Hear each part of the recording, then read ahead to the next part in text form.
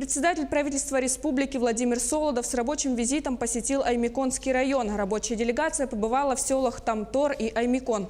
Подробнее в сюжете наших коллег. Вопрос о строительстве замороженного объекта образовательного учреждения остро стоит у беспокойных сельчан.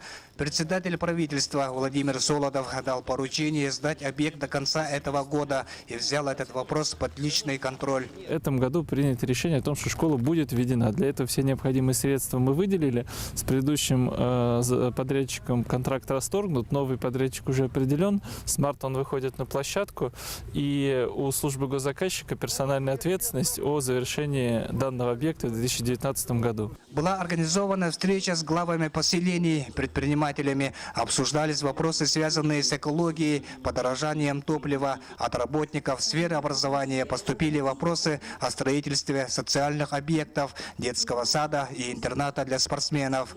На предложение о развитии зимних видов спорта Владимир Солодов дал остроумный ответ. Нам сложно на улице, в основном на горных лыжах, вот даже сейчас, сегодня, хотя уже похоже на весну, солнце светит ярко, но все равно, я сам на горных лыжах катаюсь, люблю, вот, но я бы сейчас не рискнул на горных лыжах кататься.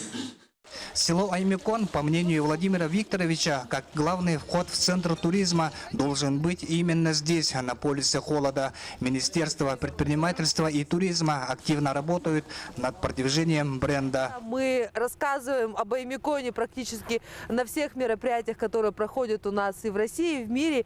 И я уверена, что все больше туристов. В прошлом году их было за весь год 1000. Я думаю, в этом году мы должны сделать в 2 раза больше. Председатель правительства посетил гостевой дом Тамары Васильевой, не обошел стороной и новые гостиницы, и даже оставил отзыв. Кушайте, кушайте. Владимиру Солодову вручили сертификат о посещении им полюса холода и подарили теплый красный свитер. Для вас свитер, к сожалению, наверное, не подойдет. В Аймиконе активно ведутся геолого-разведочные работы, а район занимается добычей золота. На главный интересующий вопрос всего населения – создание природного парка. На этом уникальном месте Владимир Викторович ответил, что нужно внимательно анализировать эту проблему. Потому что основной источник наших доходов – это именно добыча полезных ископаемых. С другой стороны, нам нужно при ее осуществлении соблюдать 2 ключевых правила. Первое – не должна страдать окружающая среда. Второе – основными работниками, тем, кто занимает рабочие места на этих предприятиях, должны быть жители Якутии, местные жители. Вот 2 условия, которые самые главные. И возвращаясь к вопросу экологии, применительно к Аймикону, конкретно к полюсу холода, к вот этому природному уникальному месту, конечно, для меня приоритет имеет природа. То есть, если мы будем выбирать между тем, чтобы открыть еще одно месторождение золота и начать ее разработку, но уничтожить Аймикон как точку туристического притяжения, для меня, конечно, выбор в пользу природы.